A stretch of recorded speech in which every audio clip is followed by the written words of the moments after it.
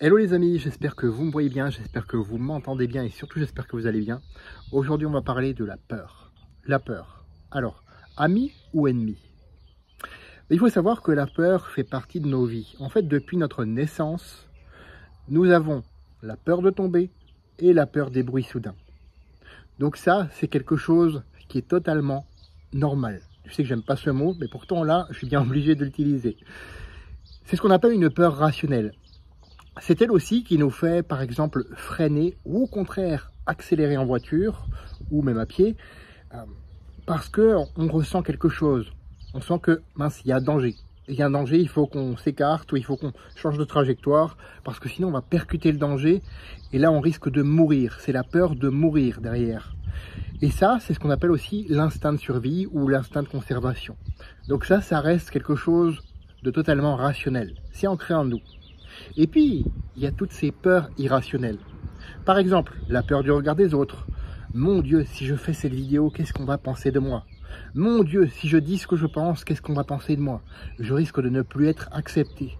Et là encore, ça nous renvoie à des milliers et des milliers d'années en arrière, au temps de la préhistoire, où être exclu de la tribu, être exclu du groupe, tout simplement, ça voulait dire mourir, parce qu'on était mis de côté et plus personne, en fait, ne t'aidait.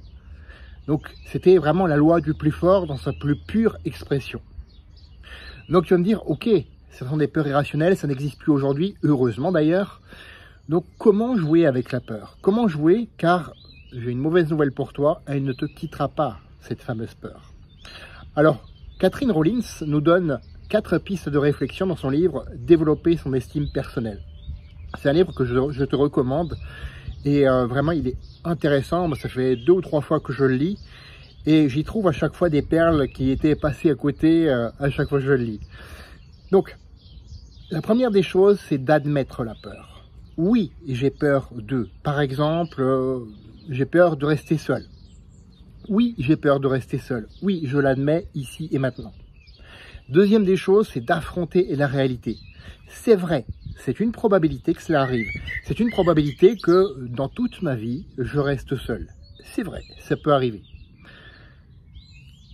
La reconnaître. Donc ça, c'est la troisième étape, la reconnaître. Pour chaque personne qui me rejette, il y a une personne qui m'accepte. Il y a tellement de personnes dans le monde que c'est impossible, quelque part, que tout le monde me rejette. Donc forcément, déjà là, ça doit te faire du bien. Ce qui m'amène au 4e point. Garder l'espoir. Puisque tout le monde désire avoir de belles relations, je ferai de mon mieux pour créer des relations humaines, authentiques et basées sur la sincérité mutuelle. Par exemple, tu pourrais te dire ça. Après, c'est à toi d'utiliser ces 4 principes, je les répète, admettre la peur, affronter la réalité, la reconnaître et garder l'espoir.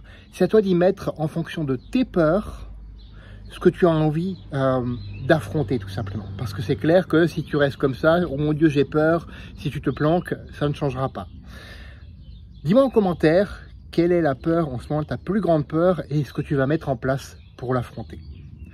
Fais de ta vie une aventure mémorable qui te ressemble et ça passe par affronter la peur et garder espoir. Et on se retrouve la semaine prochaine pour une autre vidéo. À bientôt.